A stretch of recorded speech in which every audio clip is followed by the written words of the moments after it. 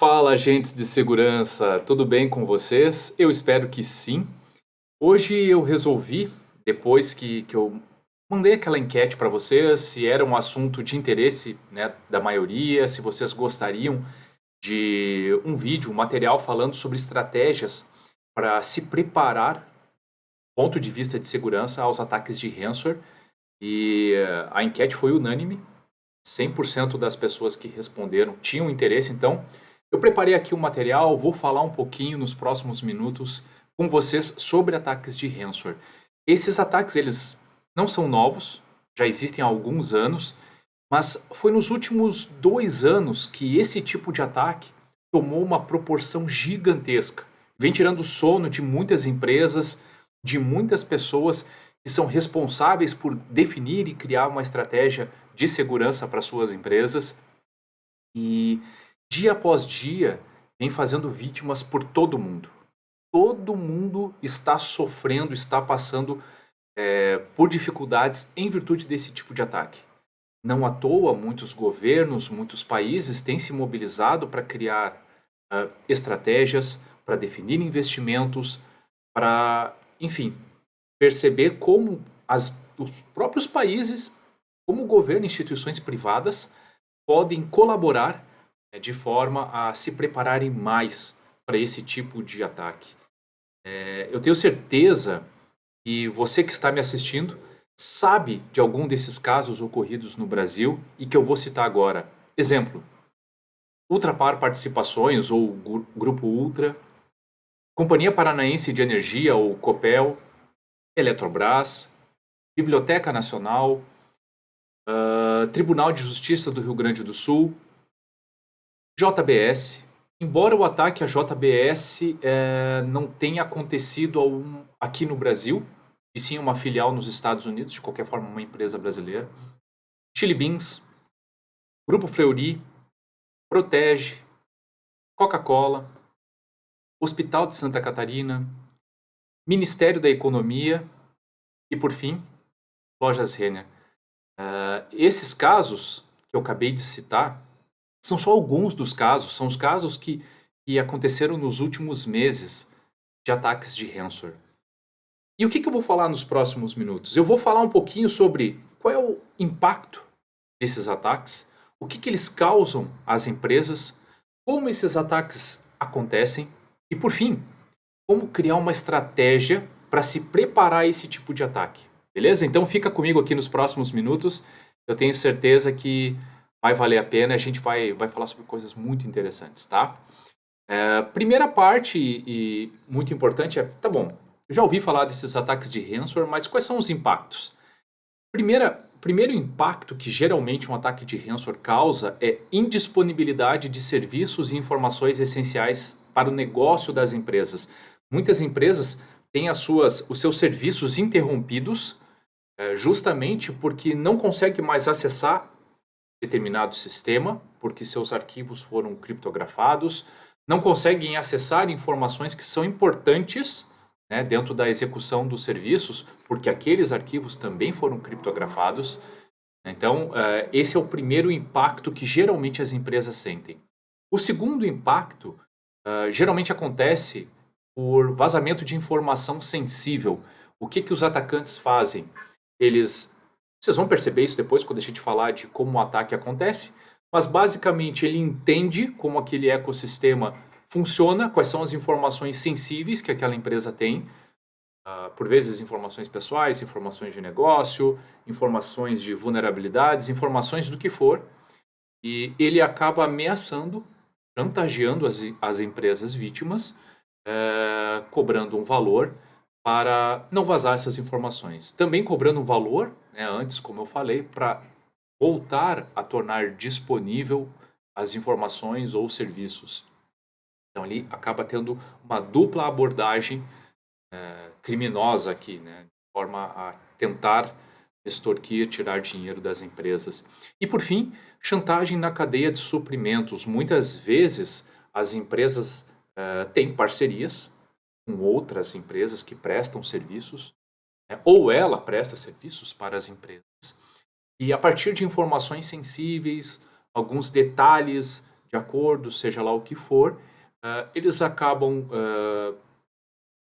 olhando informações e utilizando essas informações para chantagear os fornecedores, para chantagear os clientes e tentar também tirar dinheiro deles. Vejam como todo o ecossistema, que inclui por vezes clientes, fornecedores, também deve participar dessa criação, né, dessa estratégia de segurança. E o que isso pode causar nas empresas? Quando um sistema, um serviço importante fica fora do ar, quando existe uma chantagem e essa chantagem se torna pública, ameaça de vazamento de informação.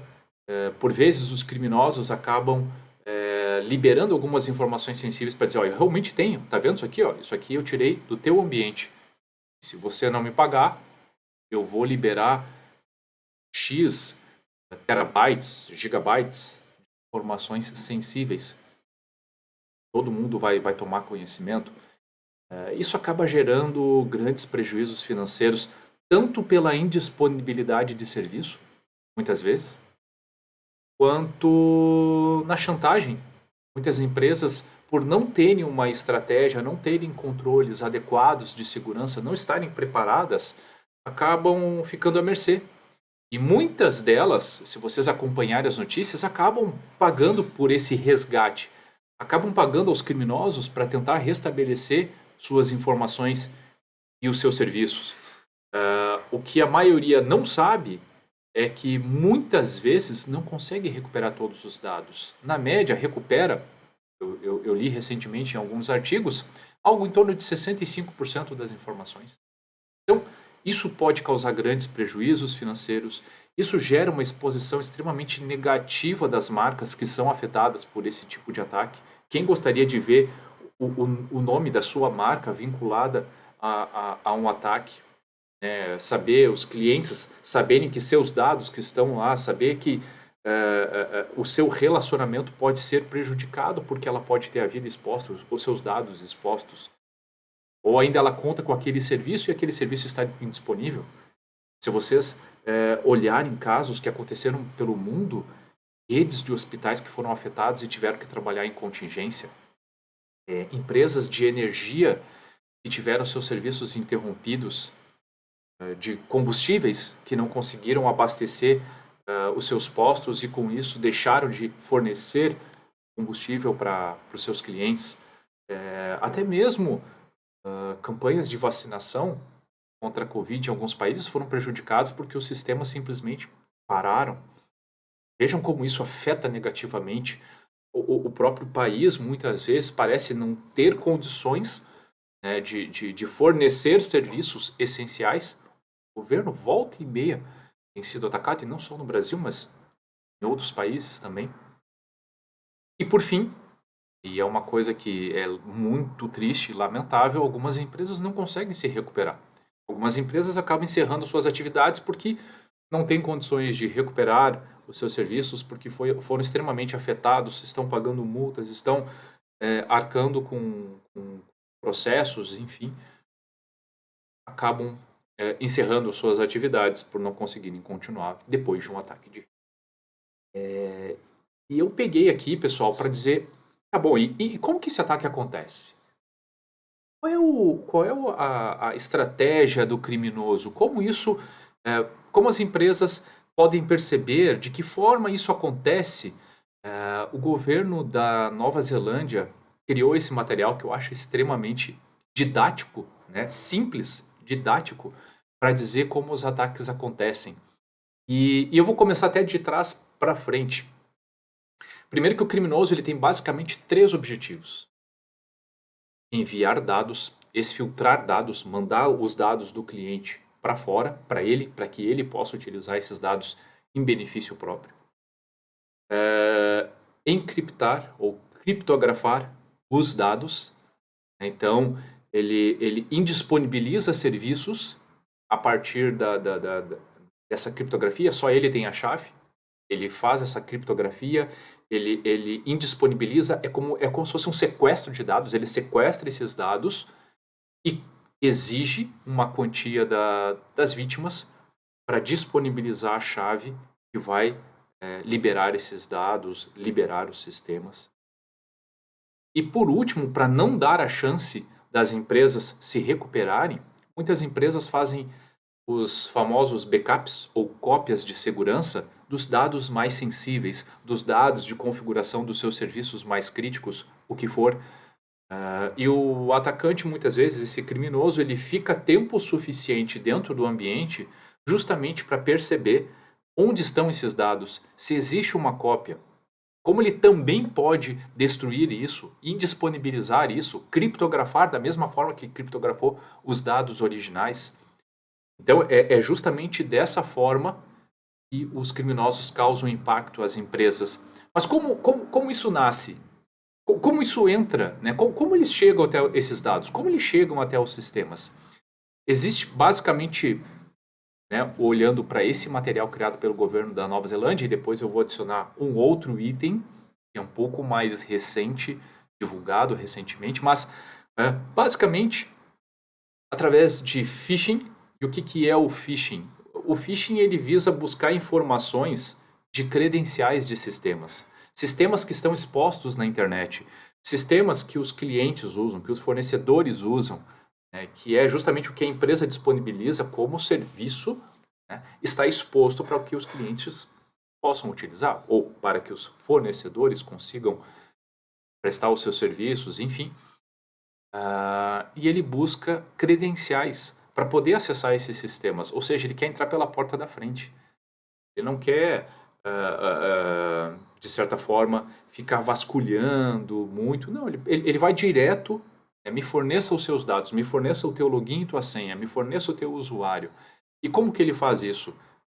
Primeiro por phishing, que é justamente tentando enganar a pessoa, né, mandando uma mensagem, um e-mail, alguma coisa nesse sentido, para tentar fazer com que a pessoa espontaneamente, né, sobre algum pretexto que parece ser válido, passe essas informações. Ou ainda, quantas pessoas reutilizam senhas em sistemas? Eu já vi casos onde uma pessoa utilizava a mesma senha em diferentes serviços na internet e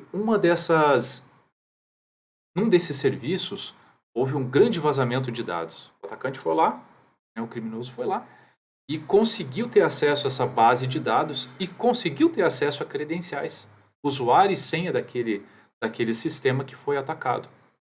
E com base nisso, ele foi fazendo tentativas de acesso e conseguiu acessar outros sistemas, porque as pessoas muitas vezes reutilizam credenciais, reutilizam senhas. Então, essa é uma forma de phishing, né, dele pescar, dele buscar esse tipo de informação. A outra, muitas vezes, as pessoas criam senhas que são extremamente óbvias, né? E com base em algumas informações, que a gente chama de engenharia social, olhar para redes sociais da pessoa, olhar aquilo que ela divulga, busca saber qual é a data de aniversário, quais são os documentos, qual é a placa do carro, enfim, busca essas informações que a maioria das pessoas não protege, estão publicamente divulgadas, e a partir disso ele tenta, por adivinhação, né, quebrar essa senha, adivinhar a senha, e muitas vezes consegue. Então, ele entra pela porta da frente a partir de credenciais válidas em serviços que estão expostos na internet. Outra forma, muitas empresas têm dificuldade em ter um processo adequado de gestão de vulnerabilidades. E esses serviços que estão expostos têm, em algum nível, fragilidade. Tem, em algum nível, algum problema que não foi corrigido. Seja no sistema operacional, seja na própria aplicação. E não precisa ser assim um cara extremamente genial para descobrir quais são as vulnerabilidades presentes nesses sistemas. Muitas empresas acabam não tendo nenhum tipo de proteção, não tem um processo adequado para corrigir as vulnerabilidades e sequer de proteção, né, para impedir que essas vulnerabilidades sejam exploradas. E aí, a partir da exploração dessas vulnerabilidades, o criminoso consegue acessar aquele sistema. Outra forma é justamente por trojans, vírus, arquivos que são enviados para as vítimas por e-mail.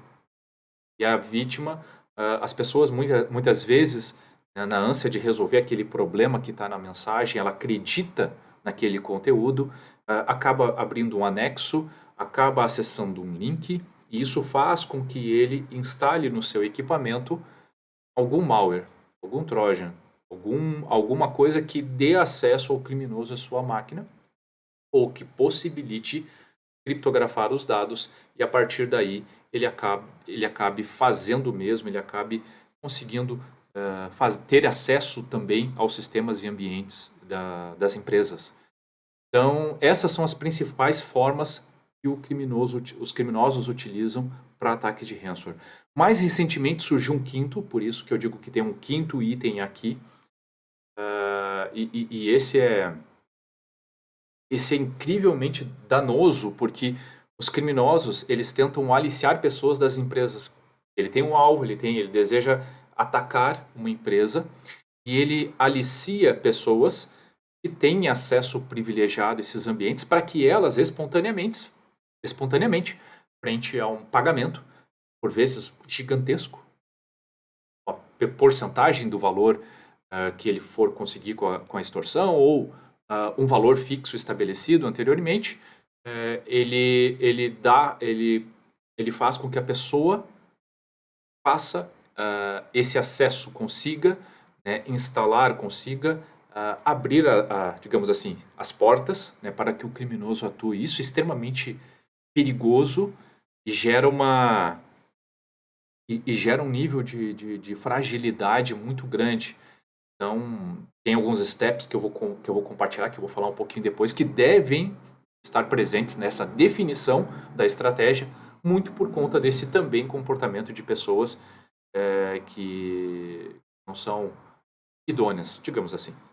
Bom, e uma vez que ele conseguiu o acesso, né, uma vez que ele conseguiu instalar um malware, que ele conseguiu credenciais de um sistema que está exposto na internet, que ele consegue uma forma de entrar, ele vai conseguindo ter o domínio, né, ter o acesso, ele consegue ter os privilégios necessários para andar dentro do ambiente, para ir pulando de servidor em servidor, de serviço em serviço, se movimentando lateralmente, escalando o privilégio, entra com um usuário simples, ele vê como elevar isso para um usuário que tenha maior privilégio, que consiga fazer alterações, que consiga o domínio total, né, daquele serviço, enfim.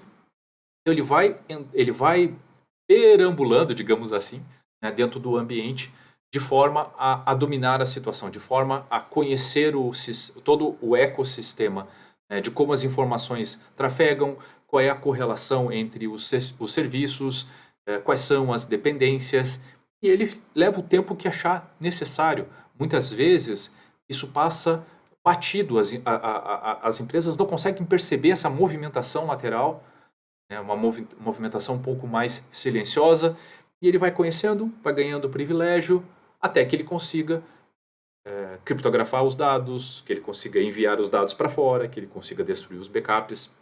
É dessa forma que o ataque acontece. Tá bom. E o que deve estar presente numa estratégia de segurança para se proteger, para estar preparado para um ataque de ransomware? Primeiro, que eu acredito, a experiência que eu tenho aí de 16 anos na área de segurança da informação, que qualquer estratégia deve levar em considerações 3 aspectos. O aspecto de detecção, ou seja, se eu estou criando uma estratégia de proteção, se eu desejo controlar algum risco, eu preciso entender quais são as condições e quais são os vetores de ataque, como que isso pode acontecer dentro da minha empresa, e eu tenho que ser capaz de perceber, de detectar, né, que aquele evento está acontecendo. Eu tenho que ser capaz de proteger. Eu tenho que implementar controles e mecanismos que dificultem, né, ou que diminuam a possibilidade daquele evento que eu estou tentando evitar. Então, de proteger a companhia. E eu tenho que ser capaz, né, digamos que você sabe muito bem que não existe forma de blindar completamente, né, de ter risco zero. Olha, desse mal eu não morro. Dentro da segurança a gente sabe que não é bem assim. Sempre existe uma forma, sempre existe alguma fragilidade que pode ser explorada. Então, sim, qualquer estratégia de segurança precisa pensar na resposta, precisa levar em consideração que alguma coisa pode falhar e que aquele evento pode acontecer. E se acontecer, o que que eu faço para restabelecer mais rapidamente a situação de normalidade? Então, são esses três aspectos que qualquer estratégia de segurança deve ter. Pelo menos é nisso que eu acredito. E quando a gente fala de detecção, pessoal, relativamente simples aqui o conceito. Primeiro que eu tenho que ter registros dos sistemas. Eu tenho que ter logs, eu tenho que conseguir perceber que tem alguém que elevou um privilégio, que tem alguém que está fazendo uma tentativa de acesso e tentando adivinhar senhas, que fez uma, duas, três tentativas, quem fez essa tentativa. Ou seja, eu tenho que olhar para o meu ambiente, para esses acessos, e tenho que ter registros que me possibilitem enxergar comportamentos anômalos, comportamentos que não são normais no dia a dia.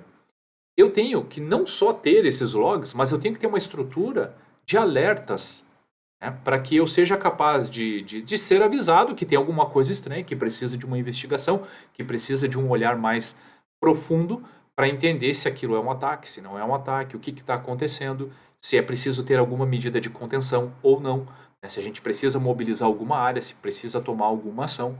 Então, é preciso ter esse alerta, porque ninguém vai ficar olhando todos os logs, todos os eventos que acontecem. Então, parametrizar isso adequadamente, ter alertas, é muito importante.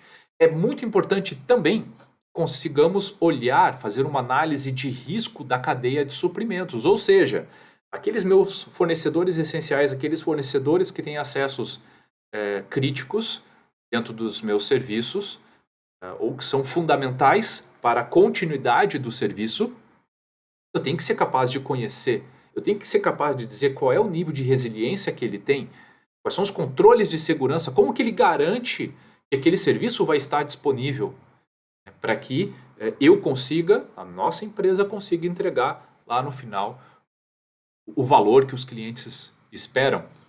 Então, é preciso ter essa análise de risco, é preciso olhar para a cadeia como um todo e ajudar, colaborar, e sugerir implementação de controles, em acompanhar a evolução dessas coisas. Então, esse item é extremamente importante. E por fim, eu chamei aqui de serviço de Threat Intelligence, mas entendam que nada mais é do que alguém olhando, monitorando, né, em todas as webs, inclusive aquelas mais onde estão os criminosos, né, como a Dark Web, quais são informações que são compartilhadas, como a marca está sendo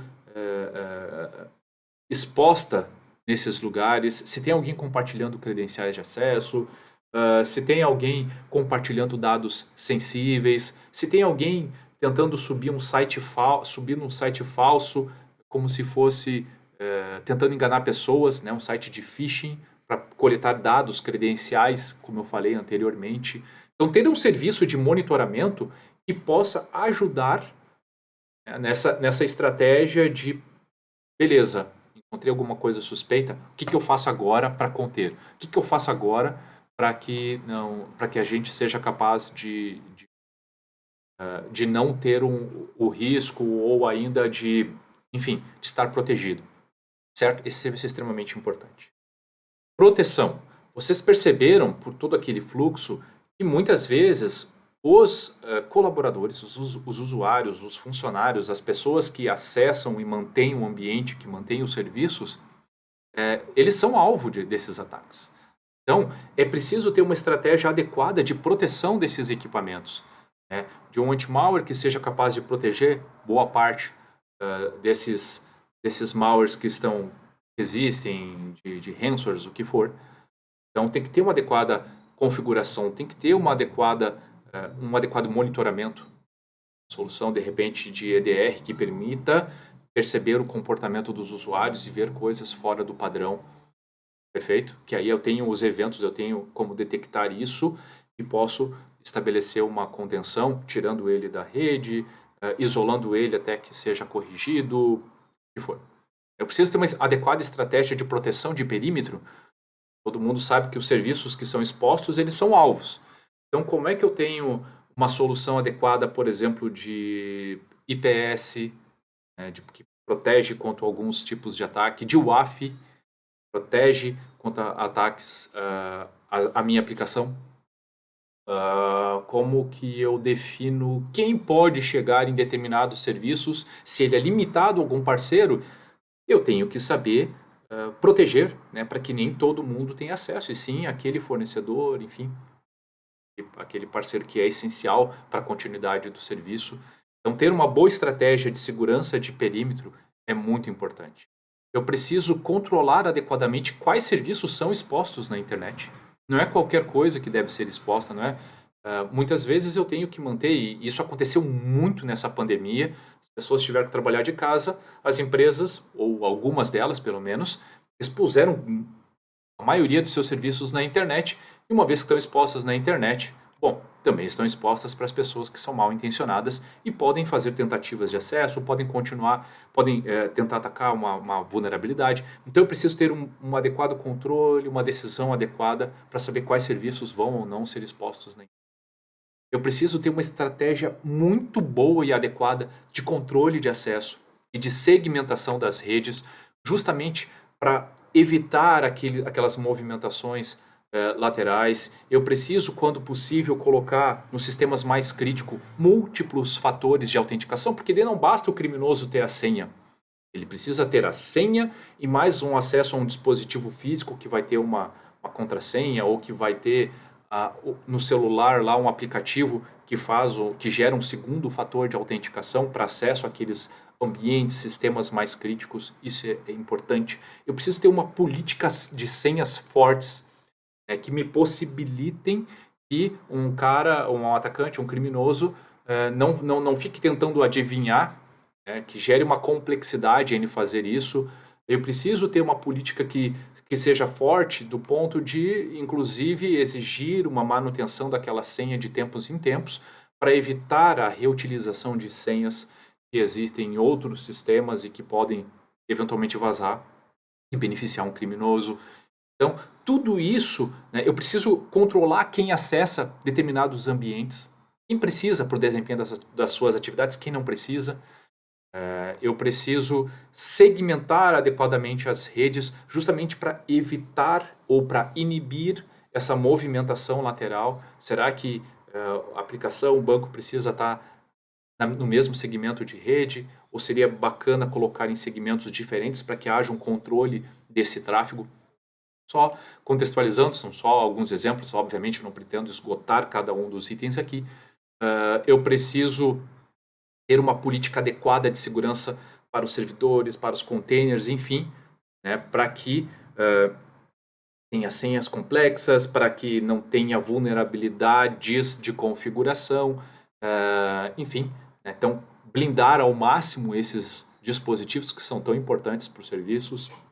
Eu preciso ter um processo adequado de gestão de vulnerabilidades, né, que leve em consideração o apetite de riscos da companhia. Qual é o tempo que eu devo corrigir uma vulnerabilidade conhecida?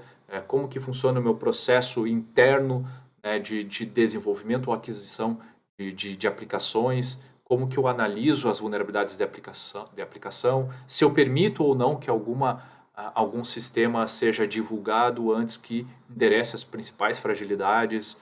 Quais são essas fragilidades? Se eu sou capaz de criar algum controle compensatório para inibir ou dificultar ou até mesmo não permitir que alguma fragilidade que a gente saiba que existe seja explorada. Enfim, ferramentas e controles que previnam vazamento de informações, né, que permita aquele extravio de informações para fora, até mesmo com controle de perímetro, não permitindo que os servidores ou que serviços enviem dados para fora, ou ainda que iniba o compartilhamento de credenciais, que iniba o compartilhamento de senhas. Então, criar uma estratégia adequada nesse sentido é importante. E não menos importante, trabalhar com os colaboradores, conscientizar, mostrar quais são os riscos, fazer testes de phishing para preparar para que as pessoas sejam capazes de identificar mensagens falsas, mensagens que visam obter informações dela. para utilizar para fins criminosos. Tá? E por último, resposta. Como eu falei, é preciso estar preparado. Se acontecer, o que eu faço? E para a resposta, é preciso que se tenha cópias de segurança, então os famosos backups de informação, de configuração. É preciso que se tenha scripts para subir o serviço, se eu tiver que subir em outro lugar, como que eu faço isso num tempo que seja adequado para o meu negócio. Muitas empresas, após um ataque de ransomware, ficam semanas sem conseguir restabelecer a situação de normalidade, sem disponibilizar o seu serviço, sem conseguir disponibilizar as informações. É o mais comum. Raros são os casos, a gente viu recentemente, por exemplo, a Renner conseguiu se restabelecer em 48 horas. Isso é muito raro. Isso mostra que é uma empresa que estava preparada, que tinha controles adequados, que tinha uma boa estratégia de segurança, mas a gente sabe que essa não é a realidade da grande maioria das empresas. A grande maioria das empresas não está preparada, não tem um plano de resposta a esse tipo de incidente. Então é importante ter plano de resposta, é importante treinar as pessoas, é importante testar esses planos para garantir que, se eventualmente isso acontecer, a empresa possa restabelecer a situação de normalidade. Em breves linhas, pessoal, é isso que eu entendo seja a melhor estratégia para esse tipo de ataque. Eu, sinceramente, espero que você tenha gostado. Se esse conteúdo fez sentido para você, marque outras pessoas, curta, salve, porque eu tenho certeza que a gente compartilhando essas boas práticas, compartilhando essas ideias, mais empresas vão estar protegidas e a gente vai estar menos suscetível a esse tipo de ataque e a tantos outros que existem por aí, porque a gente fortalece a cultura de segurança da informação e cibersegurança. E se você tem alguma dúvida, alguma crítica, alguma sugestão, fique muito à vontade também para fazer comentários, mandar mensagem diretamente para mim, para que eu possa aprimorar os conteúdos e que eles tenham cada vez mais relevância para vocês. Combinado, pessoal? Espero que tenham gostado. Até a próxima. Um abraço.